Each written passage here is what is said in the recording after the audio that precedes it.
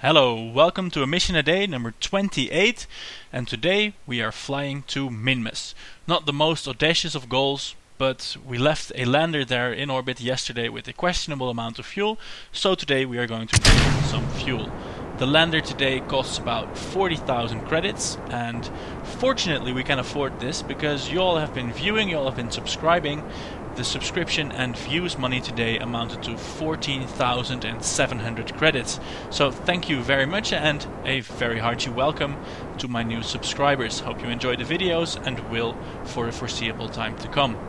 Now onto the mission at hand. We are going to fly to Minmus, rendezvous with the miner probe that, as I said, is in orbit with an amount of fuel in its tanks that might be sufficient for landing, but it also might not be. We're bringing Kerbin on a mission to bring it a little bit of fuel. I made the rocket small and simple, so it won't be bringing a lot of fuel, it will bring a little bit of fuel, and then hopefully the miner will land on Minmus, mine new fuel, take that back up to Kerbin so that he can fly back to mission control to Kerbin, and then we will have a fully functional refueling depot on and around Minmus, where it makes sense to have a refueling depot because the gravity well is shallow, and probably almost, or at least the large interplanetary missions of the future will stop over there to pick up some extra fuel. So let's cut forward to our transfer to Minmus, and I will be seeing you there. Enjoy the mission. This is Lorenzo signing off for now.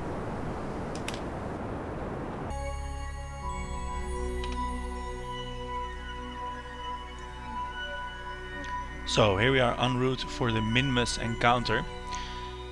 This vessel, as I explained, will serve to carry fuel to the Minmus lander, although it's not carrying an awful lot of it. It's just going to top off the tanks a little bit so that that lander may in fact land safely.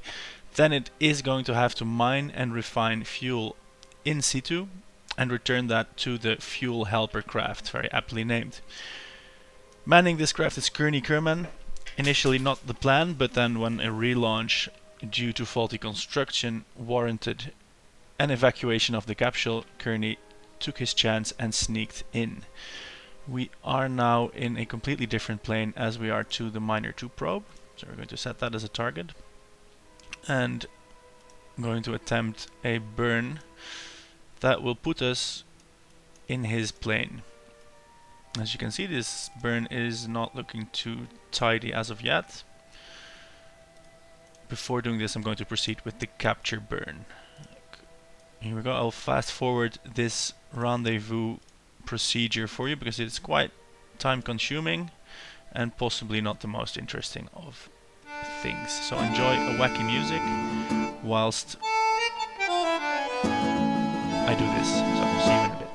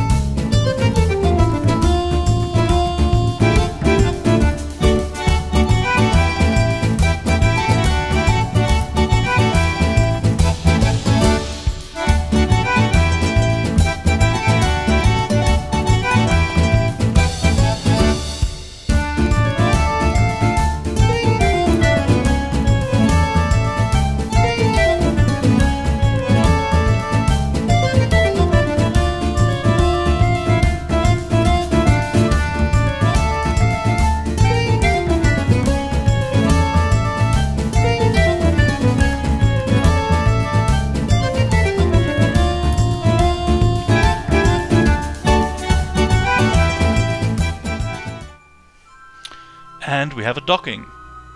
Great work, if I do say so myself. We have 31 units of fuel in here, 0 in here, 0 in here, and 28 in here. So we're going to transfer all of that to that small tank of the lander. And now we have a conundrum. We have 14 units remaining. This is not enough to fill either of these up, so we need to put 7 units into each tank and then 6 units of oxidizer. The problem is that I want that to be balanced, because otherwise landing is going to be terrible. So we want 7 units of liquid fuel. Stop.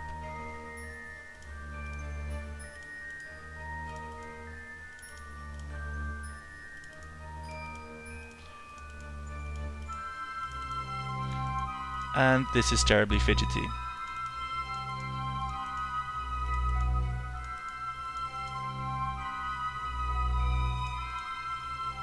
Okay, I'm going to settle for 5. That's not a full tank, but we might be able to do it. Now this one of course needs 5 as well. 5 and 6. We can probably compensate for that, especially as they will soon run out. No, this is no problem at all. We can just sort of half-ass it, because these tanks will quickly run out and then it will drain from the central one, which will then be balanced. So this problem does not in fact exist. Great. Out. This tank will carry all the I'm going to do that. This tank will carry all the oxidizer, and this tank will carry all the fuel. I hope that actually works.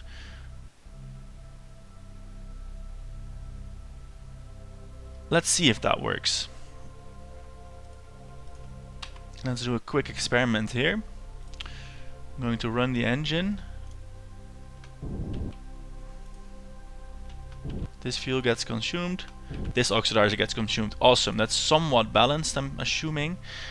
Anyway, this will drain evenly, and this tank is completely full. Now, I designed this lander with the thought, remember it's just thought, it's not a calculation, the thought that this tank should be enough to land or take off from Minmus. So this subsequent landing will test that assumption. I'm now going to go to work, but as soon as I come back I will try and land this craft. So see you in a few hours, which will be cut down to 1 second. Bye bye. And here we are. I'm back from work, and in the second part of the mission our goal will be to land the miner lander on one of these Kethane patches along the equator. I'm going to shoot for either this, or this. Ooh, let's have a look. How does this surface here look? This is fairly flat. This one here is over a hill, so that's out for now. This one here is actually in the flat lake. We're going for this one here. That should be very easy to land on indeed. These patches have not been scanned, so they probably contain some Kethane as well. So we land in the middle of this. We should be in good shape. Of course, the only question is, will the fuel last? First things first, Kerbin in his pod without any fuel is going to detach from the lander. So if I can select that docking port, we should be able to undock it.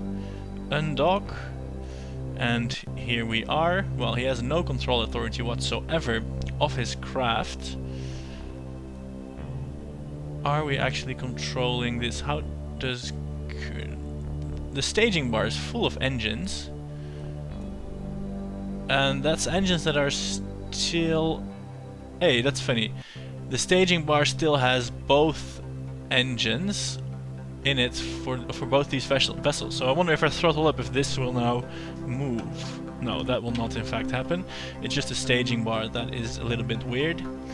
Anyway, Kerbin is now stranded here. He will deploy his solar panels and await rescue. And he will be rescued, if all goes to plan, by the miner that will have landed, drilled for Kethane, refined that into fuel, and brought it back up here. If that all goes to plan, Kerbin will then go home, land his craft, and hopefully recover it for some monies. For now, I'm going to ask him to do a crew report. And we have 0.4 science points of that because previous crews have already been here. Anyway, enough about Kearney. He can chill out here. We are now going to control the lander. And first things first, we are of course going to move away from Kearney a little bit. We don't want to incinerate him in a blast of nuclear powered jet exhaust. So bye bye Kearney. There we go. And let's retract 2 of the panels, so if something happens during landing, we will at least have solar panels for power. Right, so I'm going to bring up the Kethane overlay. We want to land here, so I'm going to go ahead and put a maneuver node here. See if we cannot make a ground intercept happen roughly on that patch. So there we go. If we do it, we want to come in as straight as possible, so if we do it a little bit later, no, I think this here should probably about do it. We will be coming in fairly obliquely, but we can boost our orbit to compensate. We need to drag the impact point over the planet, and it's going to undershoot just a little bit, but we should be able to compensate for that using our engine. Delta V for this maneuver is just 24, and then we can have most of our Delta V for landing. That should not be a problem whatsoever. So we're going to go ahead and plan for this maneuver. Time warp forward 2 hours and 6 minutes. And hopefully the spot will still be in the sunlight when I'm going to land on it. That's the spot right there. We are going to circle about and then hopefully come down right on it after one more orbit. So circling, circling, circling. There goes Kearney, still in a lower orbit. No, oh no. I missed the node just by 7 minutes. I was mesmerized by Kearney. So what we're going to do now is delete the node and just burn straight retrograde until our impact point looks at something near that spot. So slowly burning fuel now. It looks like we're fairly balanced. That oxidizer in one tank and fuel in the other seems to be working. And wait a second, where is our premium landing spot in that sea? Have I now just lost it? No, this is where we want to land, but we're coming in from the other side. Great, great, great, great. So we want to now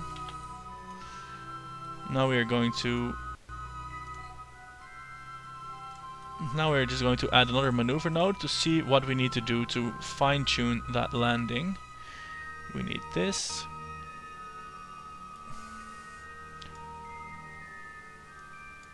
And we might need a little bit of radial burn.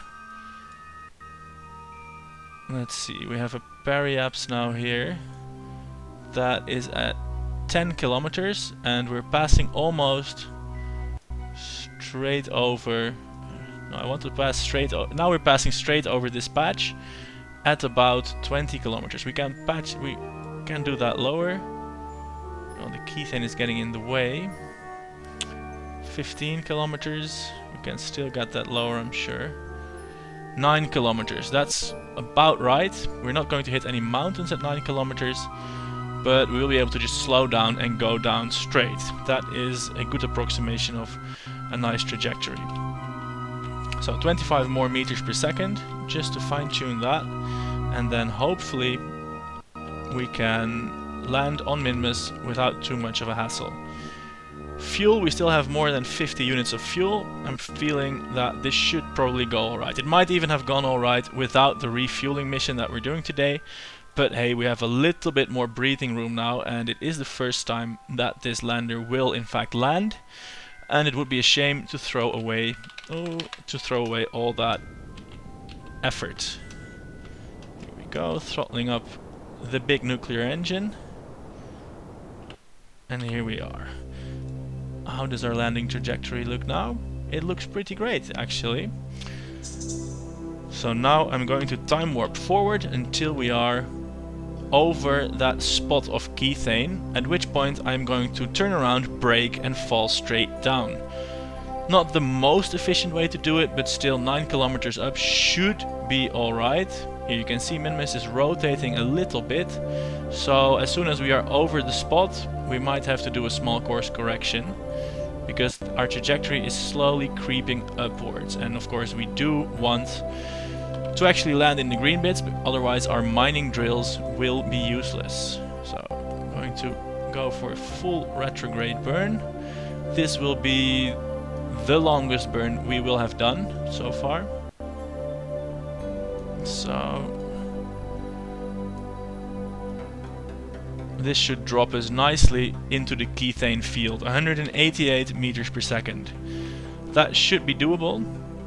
We are in the night side, so I'm going to fast forward just a bit until we are closer to the surface, and I can either celebrate or tell you what disaster happened. So see you in a little bit and enjoy the music.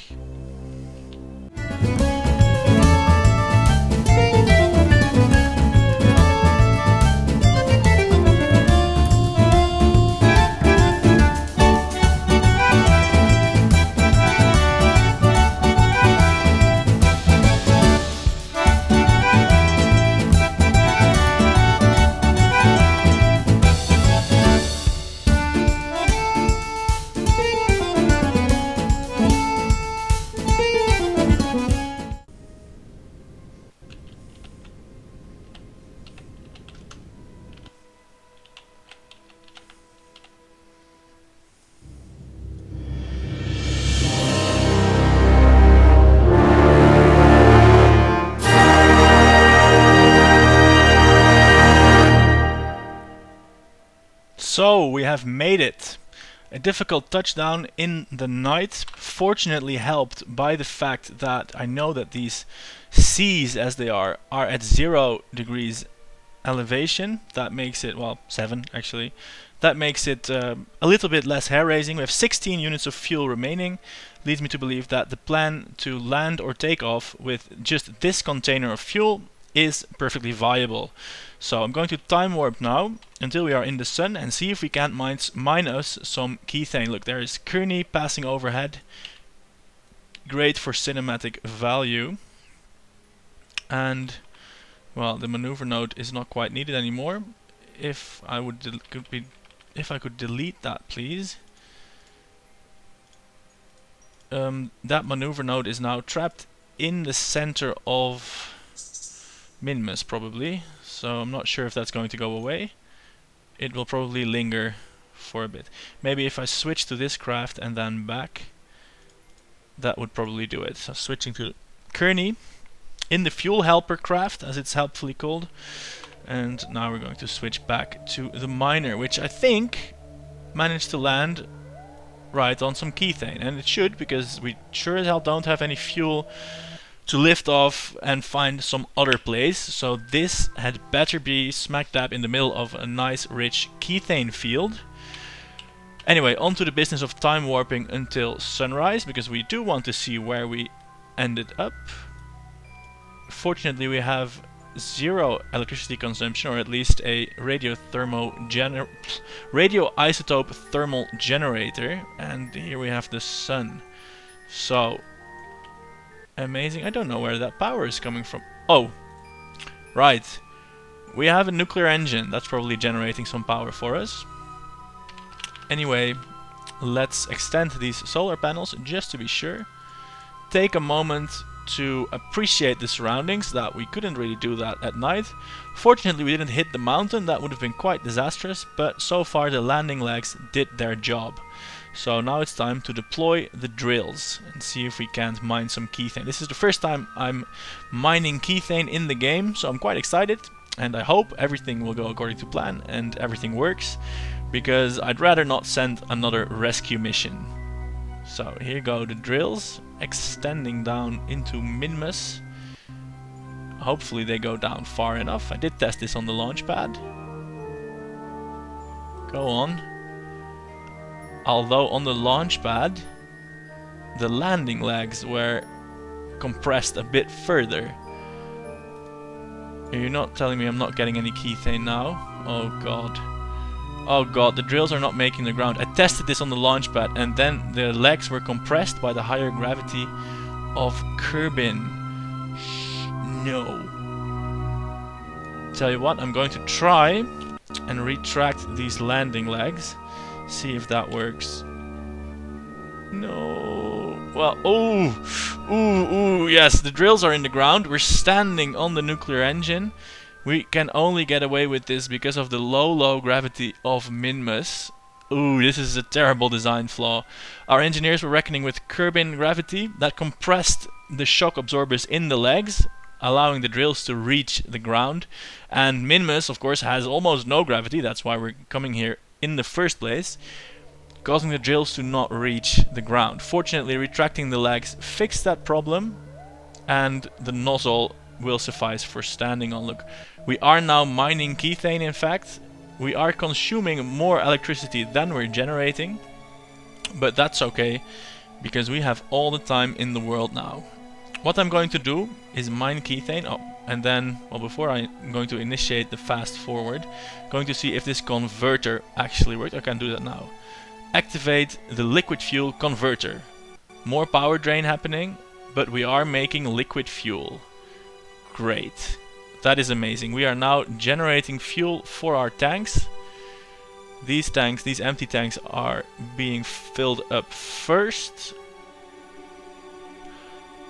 This is great. And now the power is running out, so now we are operating at the limit of our solar panel efficiency. But isn't it great? We are generating liquid fuel. I'm going to accelerate time forward and see where we get with this. Time acceleration is doing the job here, but any next missions certainly need to bring more solar panels. I'm going to deactivate the liquid fuel converter, and that should so we can fill up the Kethane tank first. I'm going to make this happen, make the fuel and the oxidizer, fill it up, and then you'll see me back here flying it up to Kearney and taking him home. So see you when the miner platform is full. And here we are, back at the Kethane miner. It took about 1.5 in-game hours to refine this, to fill the fuel tanks with fresh fuel from the Kethane. We left the Kethane tank empty because we are now going to return to space, and it makes no sense to carry unrefined Kethane. First things first is going to deploy the landing legs again, hoping that the engine won't break while we do that. This is a bit of a design flaw in the rocket that does require us to balance on the nuclear engine. Very scary every time it happens, but so far, the one time it had to happen, everything went peachy. I really like the small touches of realism in this game. I could notice that when the sun was at the horizon, I was refining a lot slower because I'm electricity limited on this craft than when it was right above us, because now obviously our solar panels can catch a lot more rays. So with the craft full, it is now time to return to the fuel helper set as target, and we are going to wait until it's about, let's see which direction this is moving, so that we can now launch in the proper direction. We are going to launch almost straight up until here, then meet it in orbit, where we will refuel it so that it can carry Kearney the Kerman back home. In fact, we are just going to take off now because it is in a quite high orbit and it will be easy to rendezvous with from a lower orbit. So here we go, throttling up the engine. Now before I do this, let's retract 2 of these panels just to be sure. Any sudden acceleration can yank them off, and we quite need them for any future refining. The craft should be a fair bit heavier now, but hopefully the nuclear engine will still be able to lift it off the ground. Here we go, so it does, rising rather slowly, but the feeble gravity of Minmus cannot hold it down. That's of course great news, and because this is such a feeble gravity world, we can immediately pitch over. There is no atmosphere to rise above, as there is on Kerbin, so we can basically immediately start moving perpendicular to the surface. And let's have a peek at the map view,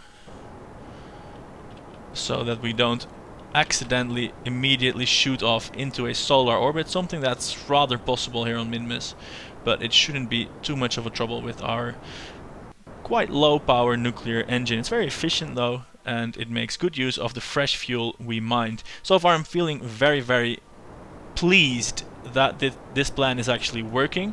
We got fresh fuel off Minmus and we are now going to refuel a spaceship with it. It's not a fancy interplanetary ship, not yet. This is just Kearney that came to bring 10 units of fuel, and he's going to take a few hundred back. Quite cool if you do ask me.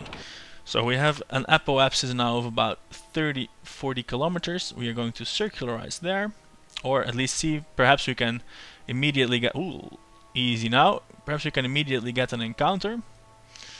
Doesn't look like it.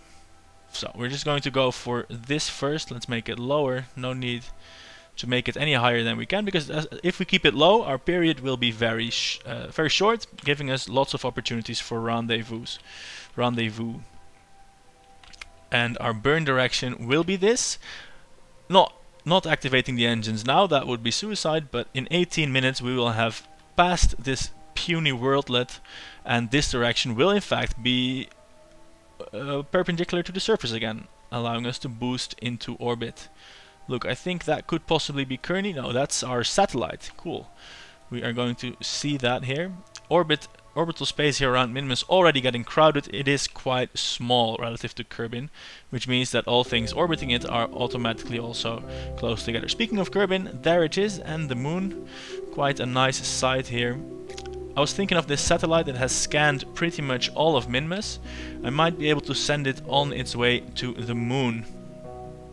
Now the moon won't be much good as a refueling depot, because look, there goes the satellite in a 90-degree offset orbit from ours. The moon won't be much good as a fuel depot, because Minmus gravity well is so much shallower, but we could still scan it just to know what's out there, and we might set down a rover or a hopper that carries a little drill, gets its own fuel back, and that would still be cheaper to return, because then we can make a very small minimal lander that can get some soil samples from the moon and return them to Kerbin.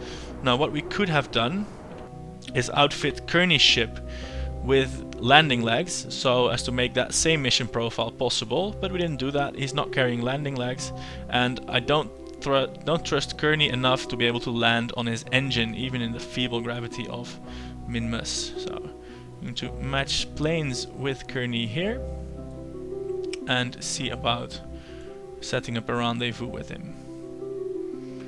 It's not quite happening here. Maybe if we do it at the opposite side. Not yet. No. So we're going to do a plane aligning maneuver, and while I do this rendezvous, I'm going to fast forward the video, because you have seen this many times. Should you have any questions about performing an orbital rendezvous, ask them in the comments and I will tell you how to do it, or I'll make a video explaining how to do it. For now, sit back, enjoy the music, and I'll see you next to Kearney, our Kerbin from Kerbin. See you.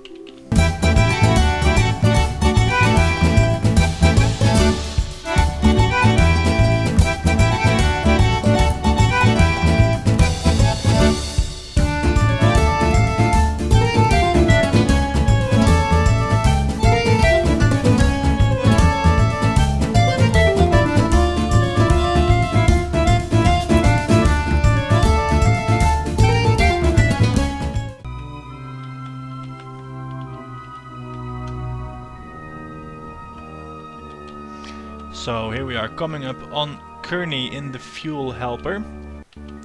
Going to help him out with some fuel. What else? Oh no, this was dangerous. Look, I spun up his ship using my exhaust. That could have been very deadly. Kearney, sorry, you did get caught up in the nuclear hot steam. Hope you're alright. There's a static. There he is. Of course he's fine. No worries for Kearney. Going to align the docking port now. Control it from there. Please, control it from there. And now we just have to click the docking port on the fuel helper. Oh, it's the wrong side, of course. It's turned engine toward him. Set the target to the minor probe. The center of gravity should probably do fine for these purposes. Notice that I'm facing away from it now on the nav bulb, but it doesn't matter because we have the docking port on the other side as well. So I'm going to switch back to the miner craft now. Look, there is a docking port cleanly aligned. Control it from there, and we're going to target that docking port. Switch around and then give it a dab of throttle.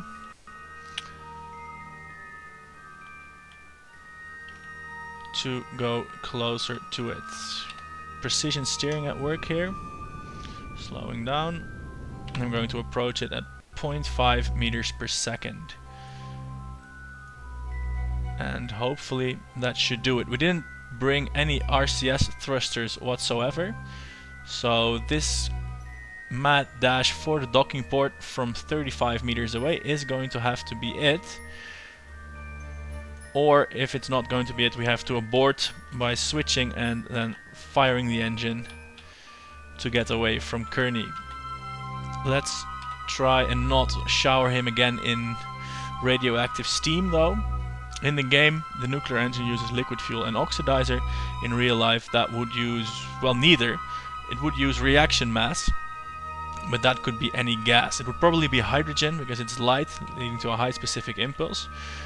But it could be carbon dioxide, it could be oxygen, it could pretty much be anything. Although oxygen would probably be a bad choice because when it gets that high, that hot, when the temperature gets that high, it will probably react with, well, everything in the engine. So oxygen, possibly not the best choice, but anything else really should be fair game. In the game though, it's using liquid fuel and oxidizer just to keep it balanced and usable with all the other parts. And the way we are moving now suggests we might start shearing off a solar panel. So I'm going to apply a little bit of thrust here and see if we can't grab Kearney with our magnets. And we can! Great. Hello, Kearney. It is time to fill up your pod. Now I'm going to use this central little tank as sort of a filling beaker. So using it, I can take equal amounts from both tanks without having to fidget with the tanks every time. And so if I can put in this one from the left tank, and then I can either transfer a full load from the right tank, or I can leave it in the center, which would mean that the rocket again is balanced. Because with this fuel transfer, it is quite possible to end up with a very imbalanced rocket, which is a pain to fly, to land, to do anything with really. So transfer that, and I'm putting far more fuel than is technically required in Kearney's pod. This is because fuel is now a, well, not a luxury anymore. We can just use as much of it as we want, which means I'm going to completely fill up Kearney's ship, and I'm going to attempt a propulsive landing. That means the heat shield won't be used, allowing us to recover the whole vessel, basically get some money back. Hopefully that is going to work out, and if not, we won't do it again. But anyway, this fuel is now cheap because we got it here on Minmus for free, basically, so that is always good. And I'm going to attempt my ghetto balancing act. I'm going to call this a full tank, by the way. I'm going to use my ghetto balancing act by filling the central tank with oxidizer from this one and with fuel from the other. And I'm not sure if I'm right about this, correct me if I'm wrong, dear viewers, but I'm thinking the oxidizer and liquid fuel are used in a 1-to-1 weight ratio, so that the units are not in fact equal, or possibly they're not, but at least the balance will be close together. And if I screwed that up, I'm sure you'll let me know, and I will notice as soon as I try to land this monster again. No, actually I won't, because this is going to stay in orbit. There's no sense landing all the fuel that's remaining. This is going to stay in orbit waiting for any vessel that needs a refueling, and then it's going to land with just its central tank again. So that should be fine, that will be balanced automatically. So I'm taking these precautions, these steps for nothing. It's not in fact needed. So here we go with Kearney's full tank. That's great, it's exactly full. That's nice because this tiny tank is exactly 1/4 of this tank. I'm happy I added it. So Kearney, good luck with your full ship. It can undock now. Undock and leave the station. So, well, the miner depot, still a little bit irradiated from that engine blast. Fortunately, nothing got irreparably damaged, and now it's homewards for Kearney. First, I'm going to put a little bit more distance between us and the miner. And here we go. That should be safe to plan any maneuver that we want. And we do in fact want to go back to Kerbin, and this should be a fairly simple matter. Hey, where are we going? We are falling, so we're heading towards periapsis, so we should burn here to escape in a retrograde direction from Minmus. That will basically put us on a re-entry trajectory. Re-entry trajectory on Kerbin, any trajectory that enters the atmosphere, really. So, let's see what kind of periapsis are we getting here. 1,000 kilometers still, so that should be a little bit more. Are we getting a nice periapsis now? 400 kilometers. Need less, need less, need less. It's hard to... 76 kilometers. That's fine.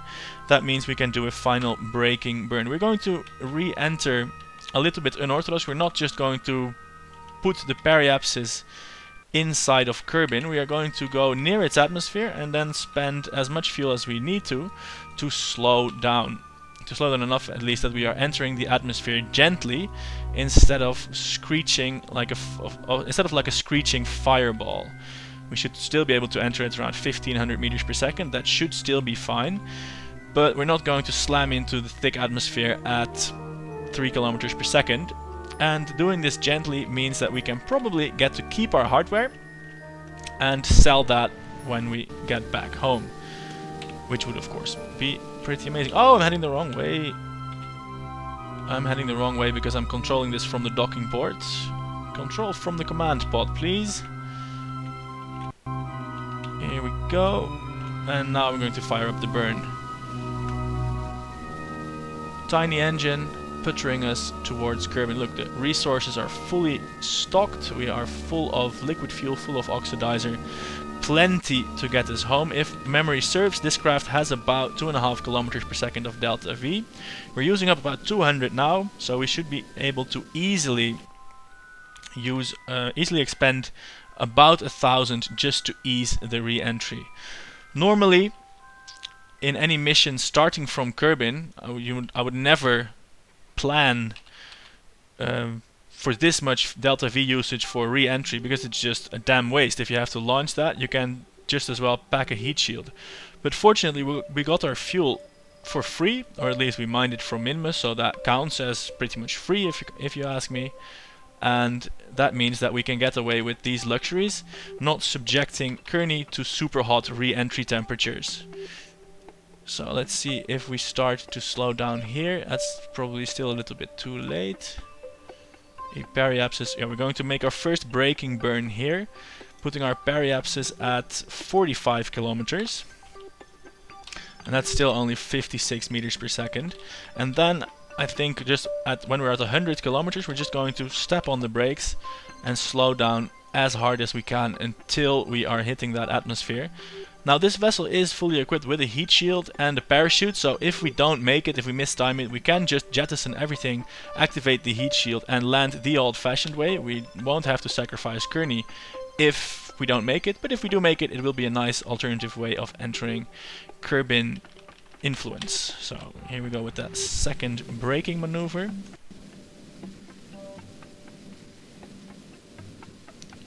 And now we are on a pretty traditional re-entry trajectory.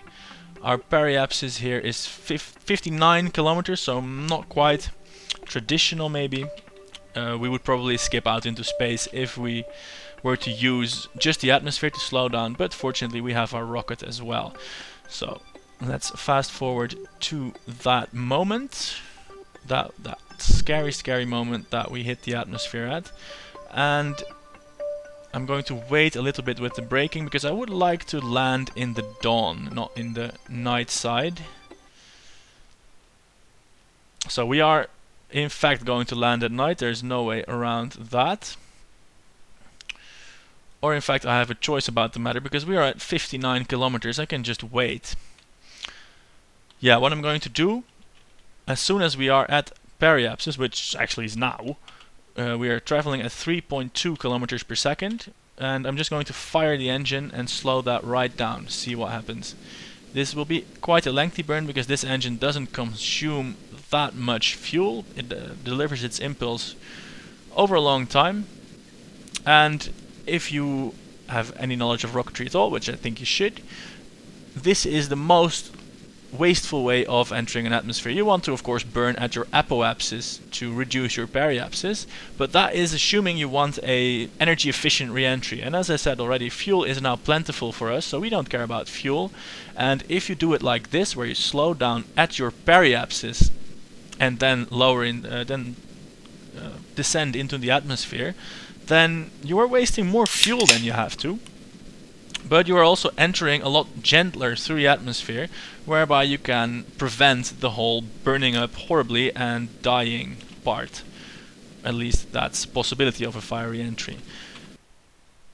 Analog to this, if you were doing it from orbit, would be that you just basically stop, slow down your orbital velocity to 0, and then drop down through the atmosphere on a parachute or not. This is possible, you can do it, it's just it costs a whole lot more fuel than it does to use a old-fashioned parachute, and than to use a heat shield and just use the atmosphere to slow you down. This is why every rocket in real life used the atmosphere and fireball method to slow down, because we in real life are sadly not mining asteroids for fuel. If we were, there would be no need for tense re-entries. We could just slow down, glide down, either like an airplane with a parachute or what have you. The fireball entry, be it around Mars, be it around Earth, be it anywhere, is just an artifact of the fact that it takes a lot of fuel to bring fuel into space. So we don't do it, we bring heat shields, and then we land using them. We have now slowed down so far that we are not getting back into space, and you can see normally on a re-entry, especially from an altitude of Minmus, we would be going far faster now. We're only going at 1800 meters per second and we're still in the upper atmosphere. We have basically slowed down completely on our rocket, not by interfacing with the air. We are in the atmosphere, but it's the very much the thinnest part of it. We've almost burned through our fuel here. But let me restate that again, that doesn't matter because that fuel was effectively free. And I think we are going to come in for a land landing, which I would like because then we get a little bit more money back. It's hard to say from the darkness of night that we're in though. We're at 1300 meters per second now. I'm going to cut the engine, save the last bit of juice to cushion our landing on the parachute, and 1300 meters per second should easily be slow enough to not burn up when we are falling into the atmosphere. We are actually falling quite rapidly now because we ditched all our orbital speed. So we should be nearing the ground shortly. Let's find our rear facing part. We're actually facing...